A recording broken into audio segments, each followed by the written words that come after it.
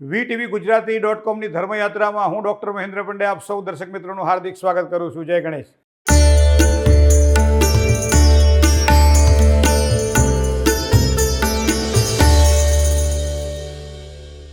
ધર્મયાત્રાની અંદર વાત કરવી છે આજે મંગળવારની. મંગળવારે શું કામ કરીએ તો સારો લાભ થાય, મંગળવારે કયા પ્રકારના કામ કરવા જોઈએ, મંગળવારે કયા પ્રકારના કામ ન કરવા જોઈએ, ખૂબ ધ્યાનમાં રાખવું પડે આ બધી બાબતોને. અને એવા સમયે કળિયુગની અંદર કદાચ જો કોઈ પ્રત્યક્ષ બે દેવતાઓ શીઘ્ર ફળ આપતા હોય તો એવા બે દેવતાઓમાં એક ભગવાન ગણપતિ છે, બીજા હનુમાનજી મહારાજ છે. ગણપતિની ઉપાસના કરવાથી ખૂબ જ સારા લાભ થાય, વિઘ્નો દૂર થાય, કાર્યમાં સિદ્ધિ મળે. કારણ કે સિદ્ધ્યાચ બુદ્ધ્યા સહ વિઘ્નરાજ, તો ભગવાન વિઘ્ન વિનાયક દરેક પ્રકારની કામનાઓની પૂર્તિ કરે છે.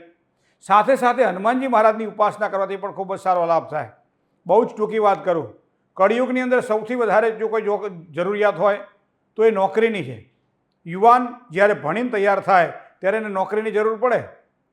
આવા સમયે મંગળવારના દિવસે સાયંકાળના સમયે ઘેરથી બહાર નીકળી અને જે શ્વાસ ચાલતો એ પહેલો ડગલું મૂકી અને નજીકમાં કોઈ પીપળો હોય તો પીપળાના વૃક્ષની પાસે જાય, પીપળાને પગે લાગે, દીવો કરે અને ત્યારબાદ પ્રદક્ષિણા કરી ભગવાનને પ્રાર્થના કરે કે મનોકામનાઓની પૂર્તિ માટે સારા આશીર્વાદ આપો. ત્યારબાદ ત્યાંથી એક પીપળાનું પાન ઘેર લાવવામાં આવે. પીપળાના પાનને સુંદર મજાના ગંગાજળથી અથવા ચોખ્ખા જળથી એને ધોવડાવવામાં આવે અને ત્યારબાદ લાલ પેન દ્વારા અથવા કંકુ દ્વારા એની ઉપર ઓમ હમ નમઃ આ મંત્રનો જાપ કરવો. ઓમ હમ નમઃ કંકુથી જો લખવામાં આવે તો વધારે સારી સફળતાની પ્રાપ્તિ થાય. ત્યારબાદ ઓમ હમ નમઃ શબ્દને રાત્રિ દરમિયાન હનુમાનજી મહારાજ પાસે એક દીવો કરી અને આ મૂકી દેવામાં આવે. મનોકામનાઓની પૂર્તિ માટે ભગવાનને પ્રાર્થના કરવામાં આવે કે પરમાત્મા મારી ઈચ્છાની પૂર્તિ માટે એક સારા આશીર્વાદ તું તારા મને આપજે. અને એ પ્રમાણે ભગવાનના આશીર્વાદ ઉતરે તો ખૂબ જ સારી સફળતા મળે. સવારમાં જ્યારે ઉઠીએ ત્યારે સ્નાનાદિક કર્મથી પરવારી બહાર નીકળીએ ત્યારે એ તમારી જે લખેલું જે પાન છે એ પાનને નજીકના પાણીમાં પ્રવાહિત કરી દેવામાં જો આવે અને એવા સમયે ઓમ હમ હનુમંતે નમઃ રુદ્રાત્મકાય હુમ ફટ, ઓમ હમ હનુમંતે નમઃ રુદ્રાત્મકાય હુમ ફટ આ મંત્રનો જાપ કરતાં કરતાં એને પાણીમાં પ્રવાહિત કરી દેવામાં આવે. જે કોઈ મનોકામનાઓની પૂર્તિ માટે કરેલી પ્રાર્થના હશે તો હનુમાનજી મહારાજની કૃપાથી એને સારી રીતે પ્રાપ્ત થશે, સારા ફળની પ્રાપ્તિ થશે. મંગળવારના દિવસે ગોળ ખાવાથી એમ કહેવાય છે કે દરેક પ્રકારની કામનાઓની સિદ્ધિ થાય છે. નોકરીએ જવાનું હોય, ધંધામાં જવાનું હોય, બહાર જવાનું હોય, પ્રવાસ કરવાનો હોય, ઘરની અંદર પણ કોઈ પણ પ્રકારના કામકાજ કરતા હોય ત્યારે સવારમાં ઉઠી સ્નાનાદિક કર્મથી પરવારી નિત્ય ક્રિયાઓમાંથી મુક્ત થયા બાદ થોડો ગોળ ખાઈ અને જો પાણી પીવામાં આવે તો એમ કે આખો દિવસ આપણો સારો જાય, જેના કારણે ભગવાન ગણપતિની વિશેષ કૃપા આપણને પ્રાપ્ત થાય. તો આ બધી વસ્તુઓ આપણે જોવી રહી. સાથે સાથે મંગળવારના દિવસે અમુક વસ્તુ એવી છે કે મંગળો ભૂમિપુત્રશ્ચ, ભૂમિપુત્ર મંગળ છે. તો ભૂમિ એટલે જમીન, જમીન મંગળવારે ખરીદવાની હોય તો સાચવીને કામકાજ કરવું. કારણ કે મંગળવારે ભૂમિ ખરીદાય નહીં, મંગળવારે જમીન વેચાય નહીં. કોઈ પણ નવું મકાન બનાવ્યું હોય તો મંગળવારે એમાં પ્રવેશ થાય નહીં, એમાં કુંભ સ્થાપન થાય નહીં. તો આ પ્રમાણે જો ધ્યાનમાં રાખવામાં આવે તો સારા ફળની પ્રાપ્તિ થાય. તો નવું કોઈ પણ ઘર કે નવું મકાન ખરીદવાનું હોય તો બને ત્યાં સુધી મંગળવારે ન ખરીદવું. આપણા વડવાઓ એમ કહેતા કે મંગળવારના દિવસે, રવિવારના દિવસે, જેને દીતવાર મંગળવાર, દીત એટલે અદિતિ, એ દીતવારને મંગળવાર એમ કહેવાય છે કે એ દિવસે નખ નહીં કાપવા જોઈએ, એ દિવસે વાળ નહીં કપાવવા જોઈએ. તો આ વસ્તુને પણ ધ્યાનમાં રાખવી રહી કે વાળ અને નખ મંગળવારે ન કપાય. કારણ કે એના કારણે સ્વાસ્થ્ય ઉપર એની અસર થાય છે, માનસિકતા ઉપર એની અસર થાય છે. અને માટે મંગળવારને વાળ કાપવામાં અને મંગળવારને આ રીતે નખ કાપવામાં થોડું ધ્યાનમાં રાખવું. બને ત્યાં સુધી ના જ કાપવા જોઈએ. કોઈપણ વસ્તુઓ ખરીદવાની હોય ત્યારે દરેક વસ્તુઓ, લાલ વસ્તુ જો ખરીદવામાં આવે તો સારી સફળતાની પ્રાપ્તિ થાય. લાલ વસ્તુઓ ખરીદીને ઘરમાં રાખવામાં આવે તો સારા ફળની પ્રાપ્તિ થાય. પણ ભૂલે ચૂકે જો આપણે કાળી વસ્તુ ખરીદી અને ઘરમાં લાવીએ છીએ તો શનિ મહારાજની અવકૃપા થાય છે, જેના કારણે મંગળ રૂઠે છે અને એના કારણે કોઈ પણ સારા કામકાજની અંદર આપણને સફળતા ઓછી મળે છે. આવું એક શાસ્ત્રનું વાત છે. તો આ વસ્તુને ધ્યાનમાં રાખવી કે મંગળવારના દિવસે કોઈ પણ કાળી વસ્તુ બને ત્યાં સુધી વેચાતી લેવી નહીં અથવા તો ઘરમાં લાવવી નહીં. આ વસ્તુને ધ્યાનમાં રાખવી પડશે. દાંપત્ય જીવનની સુખાકારી માટે એક બહુ સરસ વાત છે આ, કે દાંપત્યની સુખાકારી જોઈતી હોય, પતિ પત્ની વચ્ચે અણબનાવ ઓછા કરવા હોય અને પતિ પત્ની વચ્ચે પ્રીતિ વધે એના માટે જો તમારે ધ્યાન રાખવું હોય તો કોઈ પણ સૌંદર્ય પ્રસાધનો, કોઈ પણ પ્રકારના આવા પ્રસાધનો બને ત્યાં સુધી મંગળવારે ન ખરીદવા જોઈએ. કારણ કે મંગળ અને શુક્ર બંને સાથે જ્યારે આવે ત્યારે ઘણી વખત અગ્નિ વધારે પડતો હોય તો પણ નુકસાન કરાવે છે, અગ્નિ સાવ ઠરેલો હોય તો પણ નુકસાન કરાવતો હોય છે, દાંપત્ય જીવનમાં સારામાં સારો પ્રેમ હોય પણ છતાં આવી નાની નાની વાતો કદાચ આપણે ધ્યાનમાં ન હોય અને એના કારણે કંઈક કરતા હોઈએ ત્યારે પરિણામ વિપરીત આપે છે. તો આ પ્રમાણે સૌંદર્ય પ્રસાધનો જો મંગળવારના દિવસે ન ખરીદાય તો એને પણ આપણે ધ્યાનમાં રાખીને કામકાજ કરવું રહ્યું. તમારા શત્રુતા વધે છે, દુશ્મનાવટ વધે છે, જ્યાં બેસો ત્યાં તકલીફ થાય છે. તો એક વસ્તુ ધ્યાનમાં રાખજો, છરી હોય, ચાકુ હોય, કોઈ પણ પ્રકારની કાતર હોય, કોઈ પણ પ્રકારની ધારદાર વસ્તુ હોય, બને ત્યાં સુધી મંગળવારે ખરીદવી નહીં. આમ તો લોખંડ પણ ન ખરીદવું જોઈએ મંગળવારે, પણ લોખંડની અંદર પણ આવી કોઈ પણ ધારદાર વસ્તુઓ જો તમે ખરીદો છો તો એના કારણે દુશ્મનો વધે છે, શત્રુઓ તમારા વધે છે.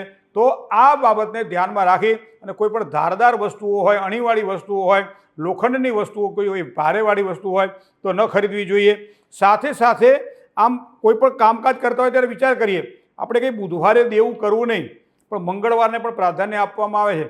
જો બુધવારે દેવું કરવું નહીં તો મંગળવારે દેવું કોઈને દેવું નહીં. કોઈ પણ વ્યક્તિ આપણે પાસે પૈસા માંગતો હોય, કોઈ પણ વ્યક્તિને આપણે કંઈ આપવાનું હોય તો મંગળવારે બને ત્યાં સુધી ન આપવું જોઈએ. કારણ કે મંગળવારે એક વખત આપી દો છો તો ક્યાંક સંબંધોમાં પણ અરુચિકર ઊભી થાય છે અથવા તો પરિણામ વિપરીત અસર થાય.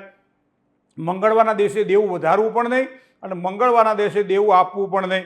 તો આ પ્રમાણે મંગળવારને ધ્યાનમાં રાખવો પડે. હવે તમને બીજી વાત કહું, ધન પ્રાપ્તિની ઈચ્છા છે કે ભાઈ મંગળવારના દિવસે શું કરવું જોઈએ જેનાથી સારી ધન પ્રાપ્તિ થાય.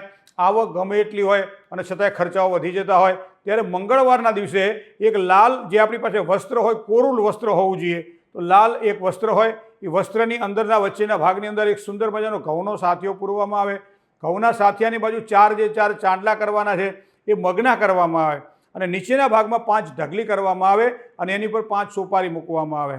વિચાર કરો મિત્રો કે એક લાલ કપડું તમારે લેવાનું છે, એની ઉપર ઘઉં દ્વારા સ્વસ્તિક બનાવવાનો છે, ચાર બાજુ જે 4 ચાંદલા કરીએ છીએ સ્વસ્તિકની અંદર એમાં મગનો ઉપયોગ કરવાનો છે અને એની આગળના ભાગની અંદર 5 ઢગલી કરવાની હોય છે અને 5 ઢગલી ઉપર એક એક સોપારી મૂકવાની હોય છે. સોપારી મૂક્યા પછી રીમ માંગલ્ય લક્ષ્મીએ નમઃ, રીમ માંગલ્ય લક્ષ્મીએ નમઃ બોલતા બોલતા 5 સોપારી ઉપર એક એક ચાંદલો કરવાનો છે. ત્યારબાદ થોડા કંકુવાળા ચોખા કરવાના છે. શ્રીમ રીમ શ્રીમ કમલે કમલાલય પ્રસિદ્ધ પ્રસિદ્ધ ઓમ શ્રીમ રીમ શ્રીમ મહાલક્ષ્મીએ નમઃ આ મંત્ર બોલવાનો છે. કેટલી વખત બોલવાનો છે? 27 વખત. 27 વખત એક સોપારી પર મંત્ર બોલી અને 27 વખત ચોખા ચડાવવાના છે. ચોખા કંકુવાળા કરવાના છે અને કંકુવાળા એક સોપારી પર 27 વખત 27 મંત્ર બોલતા ચોખા ચડાવવાના છે. શ્રીમ રીમ શ્રીમ કમલે કમલાલય પ્રસિદ્ધ પ્રસિદ્ધ શ્રીમ રીમ શ્રીમ મહાલક્ષ્મી નમઃ. 27 એક વખત પૂરા થયા પછી બીજી સોપારી ઉપર 27, ત્રીજી સોપારી, એ પ્રમાણે 5 સોપારી ઉપર 27 વખત ચોખા ચડાવવાના હોય છે અને ત્યારબાદ સુંદર મજાનો તાંબાના અથવા પિત્તળના એક પાત્રની અંદર એક ઘીનો દીવો પ્રગટાવવાનો હોય છે, જેમાં એક વાટ આડી હોય, એક વાટ ઊભી હોય, એ પ્રમાણે દીવો પ્રગટાવવાનો હોય છે. દીવો પ્રગટાવ્યા પછી ખીરનું નિવેદ ત્યાં મૂકવાનું હોય છે. ખીરનું નિવેદ મૂક્યા પછી પ્રાર્થના કરવાની કે ધન સમૃદ્ધિમાં વધારો થાય, આવકમાં વૃદ્ધિ થાય, ખર્ચ ઓછો થાય, કરજ કપાય અને અમારી લક્ષ્મી અમે વાપરી શકીએ એવી અમે સમૃદ્ધિવાન બનીએ, આવી કૃપા ફળ પ્રાપ્તિ માટે પ્રાર્થના કરવાની હોય છે. હવે એ થઈ ગયા પછી દીવો જ્યાં સુધી રાણો ન થાય ત્યાં સુધી બધી વસ્તુ એમને એમ રાખવાની. પણ દીવો રાણો થઈ જાય પછી દીવાનું કોળિયું આપણે અલગ લઈ લીધું અને એની ઉપરના ભાગમાં એક સફેદ કપડું ઢાંકી દીધું અને સફેદ કપડા ઉપર થોડાક ચોખા આપણે વેરી દીધા. બરાબર, પુષ્પ જો હોય તો પુષ્પની પાંખડી થોડી આપણે વેરી દો છો. આખો દિવસ દરમિયાન તે ત્યાં જ મૂકી રાખવાનું હોય છે. સાંજે સંધ્યા સમયે ફક્ત થોડો દીવો કરી અને દૂધની અંદર સહેજ સાકર મૂકી અને નિવેદ તરીકે ત્યાં મૂકી અને માતાજીને પ્રાર્થના કરવાની હોય છે. બીજા દિવસે સવારમાં, મંગળવારે વસ્તુ આ કરો છો તો બુધવારના દિવસે સવારમાં તમે આ બધી જ વસ્તુઓ ભેગી કરો. લાલ કપડું જે છે એની અંદર તમે પોટલી વાળો અને એ પોટલી તિજોરીના સ્થાનની અંદર મૂકવામાં આવે. દર અઠવાડિયા સુધી આ ક્રમ કરવાનો હોય છે. દર અઠવાડિયા સુધી પોટલીને તમારે તિજોરી મૂકી રાખવાની હોય છે. અઠવાડિયા પછી આખી સમિત જે કહેવાય જેની અંદર તમે સોપારી મૂકેલી છે, કંકુ ચોખા મૂકેલા છે, બધું મૂકેલું છે, એની સમેત એ સોપારીવાળી જે પોટલી જે છે ઘઉંની, મગની, એ પોટલીને પાણીમાં ખોલીને પ્રવાહિત કરવાની છે. એ બેઠી પ્રવાહિત કરવાની નથી. એના બધી ગાંઠો ખોલી નાખો, જેના કારણે જે કે જલચર જીવો છે એ પોતે પોતાનું ભોજન ગ્રહણ કરી લે છે. તમને મનનો સંતાપ ઓછો થશે અને પરિવારમાં પ્રીતિ વધશે, ધંધામાં બરકત વધશે અને સાથે સાથે લક્ષ્મી નથી ટકતી તો આ પ્રમાણે પ્રયોગ કરવામાં આવે તો લક્ષ્મીની વૃદ્ધિ થાય છે. મનોકામનાઓની પૂર્તિ માટે, ખાસ કરી અને ધન પ્રાપ્તિ માટે, રોજગારી માટે મંગળવારના દિવસે કરેલા ઉપાયો ખૂબ જ સારી સફળતા પ્રદાન કરે છે અને એના કારણે દરેક વસ્તુઓની કામનાની સિદ્ધિ થાય છે. VTV ગુજરાતી.comની ધર્મયાત્રામાં આપ સૌ મિત્રો જોડાયા એ બદલ આપનો ખૂબ ખૂબ આભાર. જય ગણેશ.